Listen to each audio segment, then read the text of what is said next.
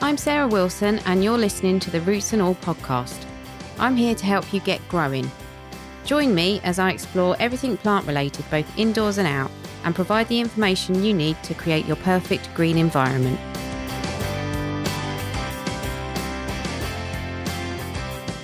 Hello and welcome to this week's episode of the podcast. If you're a regular listener, you may have predicted this episode was coming, given my previous declarations of love for sweet peas. I'm speaking to Philip Johnson of Johnson's Sweet Peas.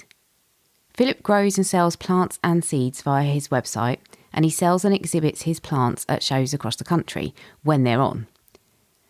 He judges at major shows and has put in 25 years' service as a sweet pea judge.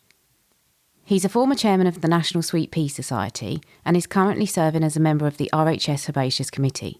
So what Philip doesn't know about sweet peas, you could write on the back of a stamp and still have room to lick it. I start by asking about seed sowing. When should we sow our sweet pea seeds? Should we do it now or in the spring? Okay. Well, even for me, the longer that you grow them, the more you discover about them. And normally I would have said, yep, October, that's the best time to sow them because you get that much more root development over the winter. And then you get bigger, stronger plants that are off to a good start in the spring. So it's still a good way to get those early blooms, but I found that you can actually sort of successionally sow right the way through the winter, probably until about the end of April, and still get quite a decent crop of blooms towards the end of the summer and into the autumn. So successional sowing seems to work really well. Ah, that's interesting because I have to admit I leave mine until much later on and therefore I have sweet peas quite late into the year because I find a problem with them basically getting a bit leggy and out of hand, and then by the time I go, by the time it's warm enough to plant them out, I find that they have just gone completely out of control and got into a tangled mess, really. Are there any kind of hints and tips for that, to avoid that? Yeah, definitely. So if you're sowing in the autumn and then you're keeping them over the winter to plant out in the spring, then really you need to treat them mean. Keep them somewhere quite cold. So they want to be either in a cold greenhouse or ideally a cold frame if you can.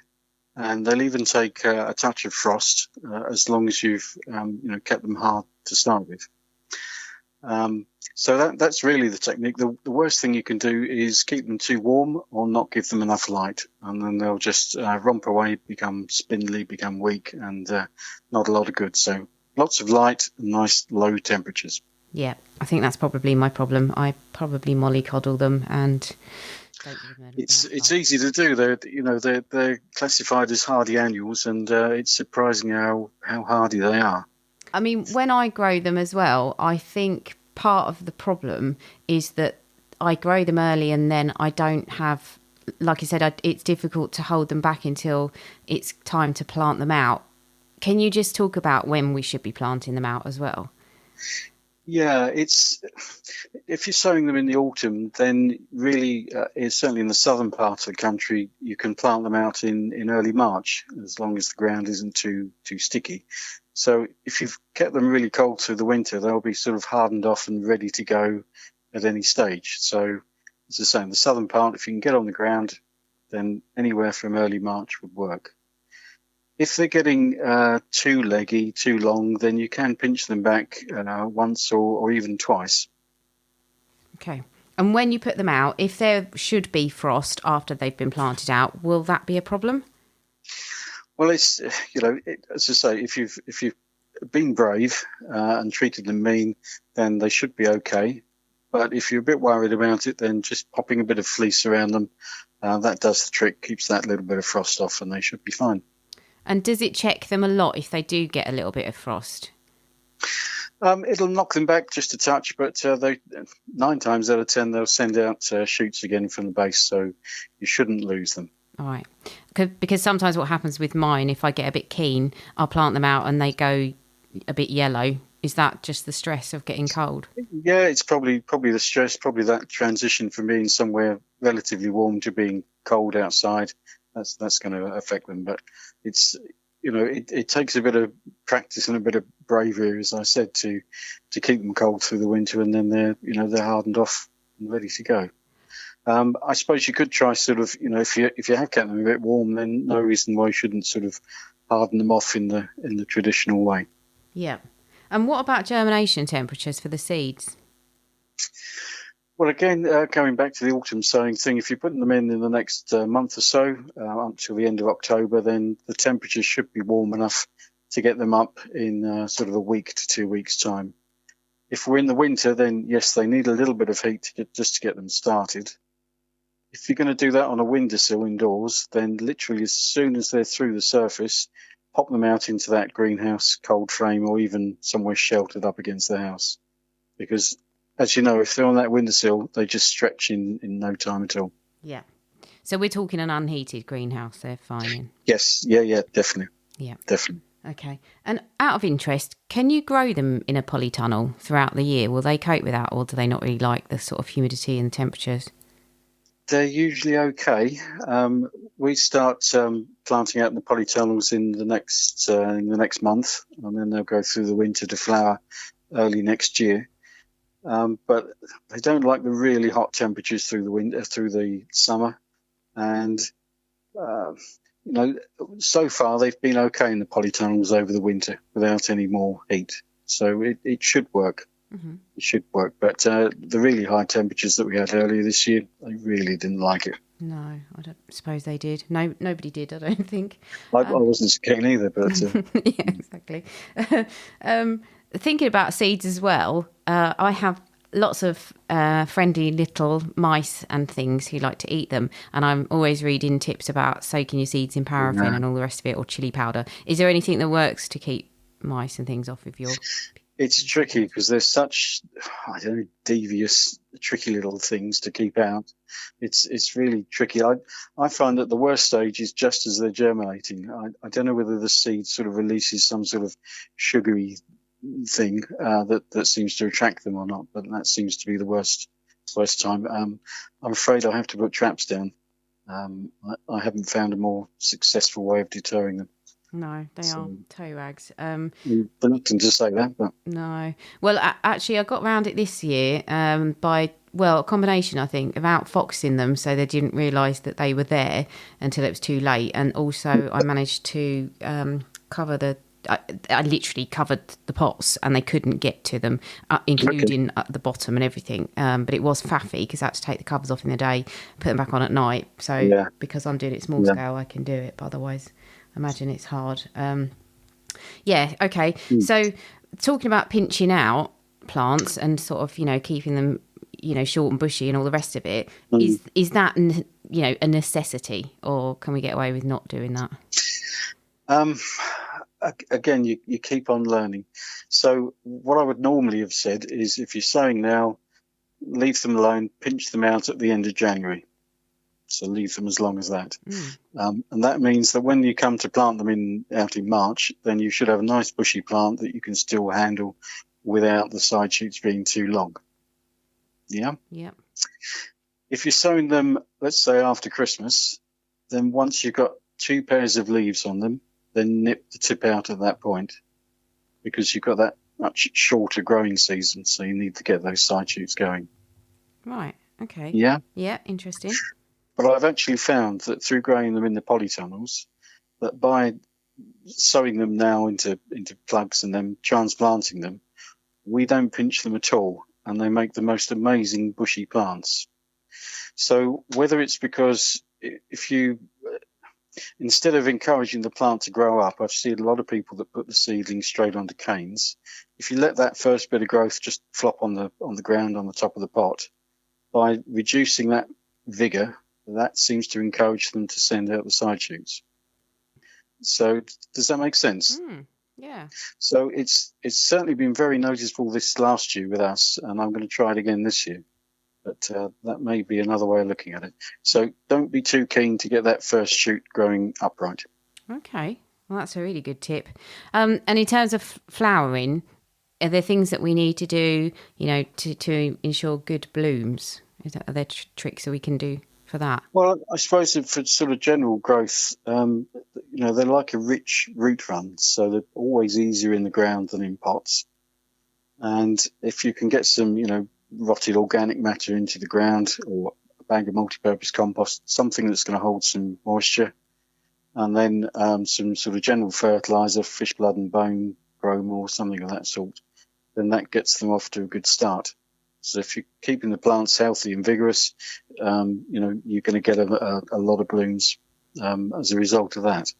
And we don't need to remove flowers or anything like you might with a dahlia? I wouldn't worry too much. I tend to let them bloom as soon as they want to. You sometimes lose some of the early blooms through bud drop, but that's really sort of the plant settling and fluctuation in temperature and in rainfall as well. I wouldn't worry about the spudding thing. If you let too many sort of go to seed, then that will slow the plant down, and that'll reduce the amount of flower you get. So keep cutting them before they make the seed pods. Yes, we've all noticed that one rogue seed pod at the bottom of our plants that we've forgotten to cut off. Yeah. So is it the case that if we miss one seed pod and allow it to go to seed, then that would be pretty much curtains for that plant? I really don't think so. No, I really don't think so. Just as a general, if you're getting a dozen stems or something gone to seed, then that will slow them up a bit. Right. Oh, okay. But the odd one, we all miss the odd one, so. Yeah. So the deadheading is just that, it just keeps it in a state of... That's it. Yeah, keeps it going. Yeah. Yep. One of the things I notice a lot as well with mine is that as the season goes on and I cut the flowers, the stems get shorter. Why is that, and is there anything we can do to avoid it? Yeah, a couple of things there. So the first one is that you tend to find that the first blooms come before the weather warms up too much. And so the plant's got more time, as it were, to develop that long flowering stem and blooms. But as the temperature warms up, the plant wants to bloom more quickly. So it doesn't have time to develop that flower stem. And one thing you can sort of do to help to keep the stems longer is to give them plenty of water. So once they're into full flowering, full growth, then the last thing you should do is let them dry out. So a good soaking. It's still to be specific as to how often, because of course the weather's forever changing, but don't let them dry out. But people do talk about growing them in pots, and if lots of people ask about that, but don't grow the Spencers because they're just too vigorous. If you can get a pot that's 45, 60 centimetres across, and ideally a bit deeper, so a nice big pot, then you'll have some success with that. But they're much easier in the ground, as a rule of thumb. And are there any varieties that are prone to having shorter stems than others? That's quite a question. The short answer is that there's lots of different types of sweet peas. So the ones that most people know are the Spencers, and they tend to have the longer stems and the larger flowers. But then you have things like the old-fashioned types, the heirloom types, smaller blooms, but lots and lots of them, and shorter stems. Fantastic scent on them, look really great in the garden, lots of blooms on them that tend to have the shorter stems. It's just a natural part of that, that group of plants. And then there's other types as well that would tend to have slightly shorter stems as part of their breeding. Right. Okay. Yep. When we are training them up things, do they have a preferred thing they like to cling to? I am just lazy and I grow mine up homemade wigwams out of canes, but I think probably they need a little bit more to get hold of. So what's your preferred method of support? I suppose it's a bit different for me because I'm growing thousands of the things, and so we tend to use some netting, either some galvanised or some plastic netting, and that's quite easy for them to grip onto with those little tendrils that curl all over everywhere. But I think there's something that looks nice in the garden. You see these sort of hazel wigwams, and I've seen some birch that's sort of plaited together to start with. I think that looks quite attractive. But as you probably noticed, they cling on to just about anything. So whatever works for you, really. Yeah, and what I find is that I quite often underestimate the height they're going to reach. Is there a sort of average height, or does it depend on the variety? Yeah, it depends a bit on the variety, but certainly with the Spencer types, as I say, the larger things, they're probably going to make 6 to 8 feet at the end of the season. So whatever that is in metric, so 2.5 meters. The old-fashioned thing's probably about 5 feet up to sort of head height for most of us, and then various types within that. So probably the most you're going to get is about 6 to 8 feet. And the ones that we grow in this country are all hardy annuals, are they? They're not. There's no perennial ones. There are some perennial types. There's Lathyrus latifolius, which is that sort of shocking pink thing that you see, comes up every year. I think it's a great plant, lots and lots of blooms, easy to grow, but no scent. So it's only really these annual sweet peas that we grow that have a decent amount of scent to them. So there are perennials, but no scent. No. And you can get that in white as well, I think, can't you? Yeah, there's a deeper red strain coming right the way through to a sort of flushed pink and then white as well. Yeah. Do you have any good tips for conditioning them when you cut them to use as a cut flower? I can't really say that's my area of expertise, but I'd certainly try to get them into some nice cold water as soon as you cut them right away, so don't leave them laying around. And once they're sort of conditioned, then the good old flower food seems to work wonders, keeps them going a bit longer. Yeah, I have to admit I probably don't do any of the right things, but mine, they don't last long in a vase. But well, you don't need them to get so many. A lot of people say that, but time you've had another 2 or 3 days, you've got more blooms on the plants, so Exactly. it's never ending. And out of interest, should you grow them in the same place year on year, or is it better to rotate them around? As with all things, really, it's better to rotate them around. For me, I've had sort of up to about 6 or 7 years on the same plot without any noticeable deterioration. But after that, you start to see some problems. So if you can move them around every couple of years, then that's the best thing. And are they susceptible to any particular pests or diseases? Well, last year was a bit of an aphid year for me, and this year's been a bit of a mildew year. And beyond that tends to be as much as you see with them. So it tends to be aphids and powdery mildew that is the problems. Yeah, I think, again, the heat this year, I've definitely got powdery mildew on mine.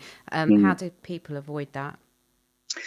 Well, you can try by, say, keeping them moist at the roots. So water the roots, don't water the leaves. It's that humid atmosphere that encourages the powdery mildew.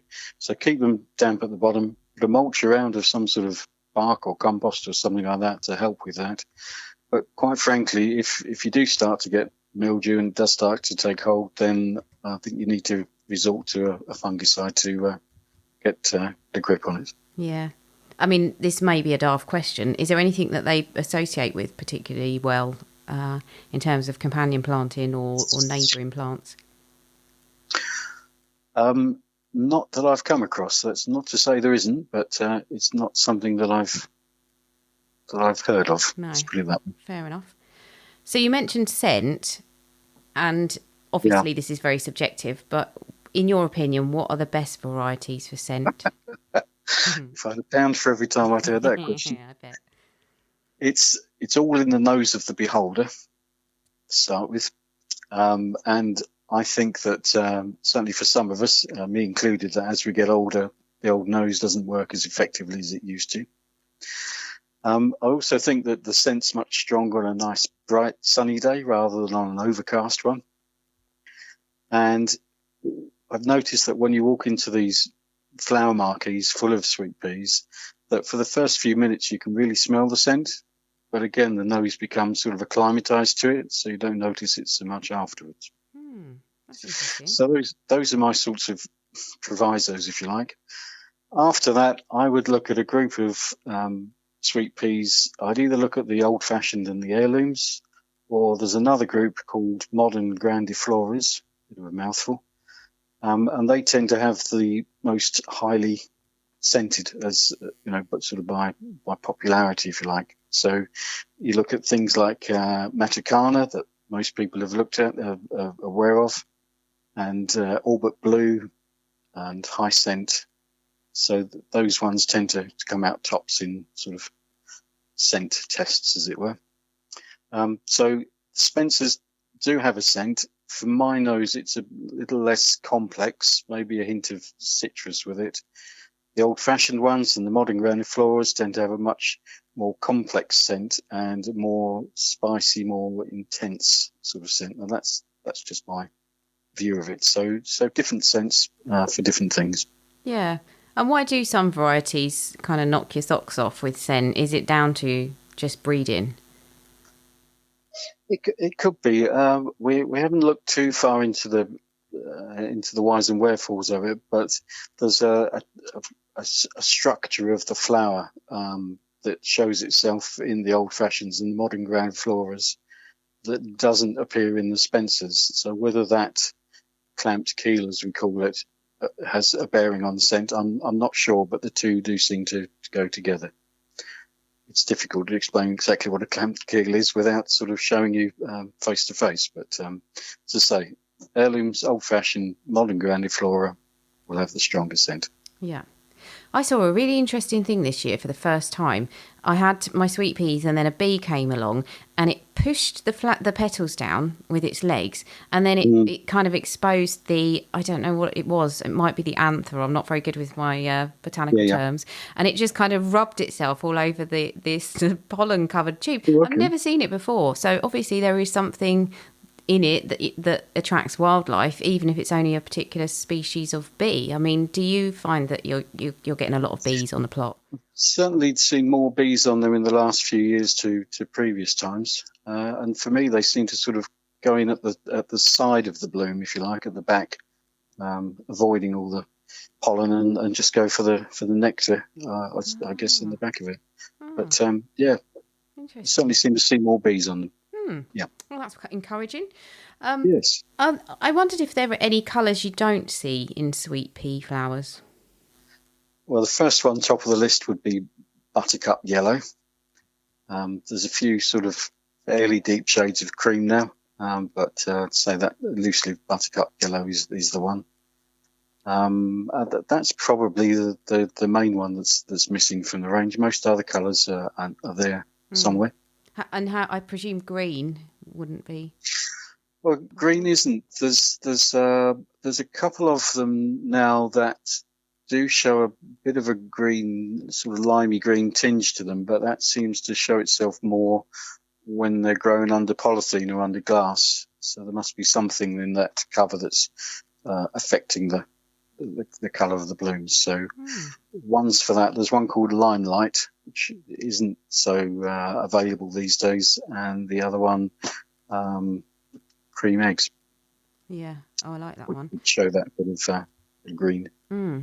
I bought some fantastic coral coloured ones from you this year, and I didn't think I'd see that they seem very unusual. I can't remember the variety, but they are fantastic. They're still blooming away now.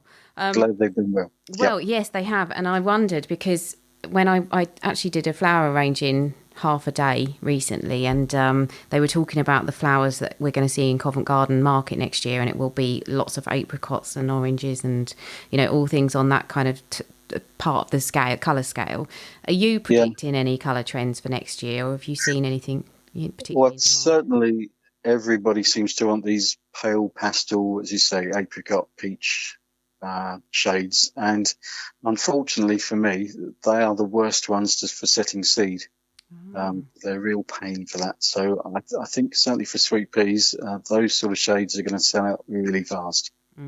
Okay, noted. I'm going to be on your website in a minute. Actually, well, that's a good point. When should we order? Well, I'm still sort of cleaning the seeds from this year's harvest. Some people will have their sort of new ranges, new things available now. For me, it's probably going to be best part of another month before things get updated. Right. And can we pre-order, or do we just have to wait till it goes live? Certainly with me, if there's things that people don't see on the website that they're interested in, then by all means drop me an email and I'll see what I can dig out. Okay. There's lots of other things that I've got that aren't featured on the website. Right. So apart from colour, are there any sort of other exciting developments on the horizon in sweet pea breeding? Lots of things. There's you probably heard of a cross now between two different types of sweet pea family. So the sweet peas that we grow and know are called Lathyrus odoratus. Some 30 to 40 years ago now in Turkey, somebody found something called Lathyrus belenensis, which is bright yellow and red in the same bloom. It's a sprawly looking thing, quite different. So several people have tried to cross the two together. And the idea was to come up with one of these buttercup yellow sweet peas. Hasn't happened yet, but it's thrown up a lot of varieties now that have a sort of iridescent blue in them. Ooh. Which is quite unusual, quite striking. So you've got things like turquoise lagoon and blue shift in particular. They're showing these characteristics more than most. I'm doing a lot of breeding work myself using these things as parents, but they're a real pain to get fixed, to get them to breed true each time. And I think it's because of all that, what we call interspecific, genetics going on there. It's still sort of all in the melting pot. So lots of things in the pipeline, but it takes longer than we'd hoped. Yeah, I mean, how long would it take you on average to get one and make sure that it was breeding true? Yeah, if I'm lucky, probably about 3 or 4 years. Probably 4 years, I would say, from the first crossing. But usually it's pushing up nearer to 10 years, I guess. Many thanks to Philip for sharing his experience and knowledge. Do go and check out the Johnson's Sweet Peas website. If you struggle to get sweet peas going from seed, they also sell plants that are shipped out in March or April, which is brilliant if you don't have the space or time to grow from seed. Thanks to you for listening. Here's Dr. Ian Bedford talking about a fluffy menace you may have been dealing with over the past few months.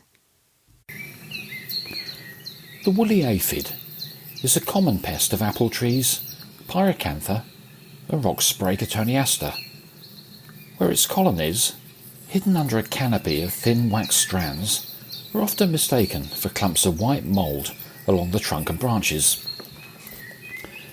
The aphids are actually dark brown in colour, but appear light grey and fluffy as they secrete the wax strands from pores on their bodies.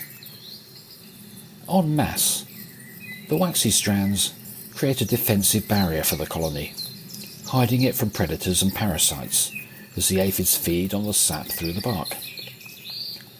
During autumn, the adult woolly aphids start to die, whilst their nymphs leave the colony to overwinter within cracks and crevices in the bark, usually close to the site of the old colony. In spring, they become active and begin feeding and secreting wax again. They soon mature and start producing live young that rapidly begin forming the wax-covered colonies again. By midsummer, the colonies reach a peak and start dispersing to young shoots on the tree where new colonies are established. Once they feed on the new shoots, a chemical within their saliva causes lumpy deformities to grow.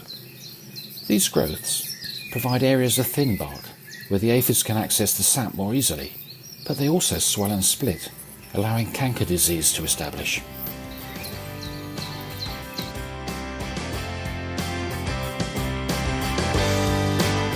You can download or listen to the podcast direct from the website www.rootsandall.co.uk, where you'll also find my blog and a sign-up form for the newsletter, which gives you a weekly roundup of content, plus the inside scoop on things like upcoming guests.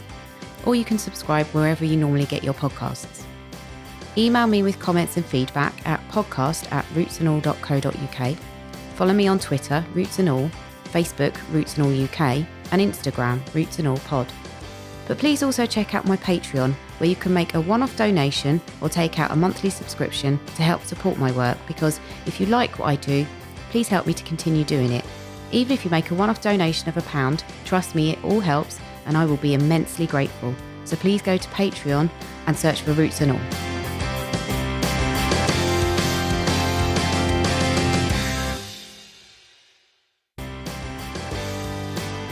You can download or listen to the podcast direct from the website www.rootsandall.co.uk, where you'll also find my blog and a sign-up form for the newsletter, which gives you a weekly roundup of content, plus the inside scoop on things like upcoming guests. or you can subscribe wherever you normally get your podcasts.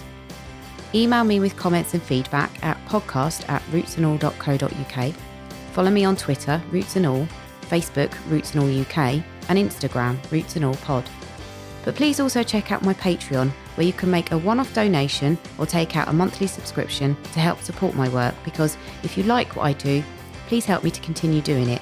Even if you make a one-off donation of £1, trust me, it all helps and I will be immensely grateful. So please go to Patreon and search for Roots and All.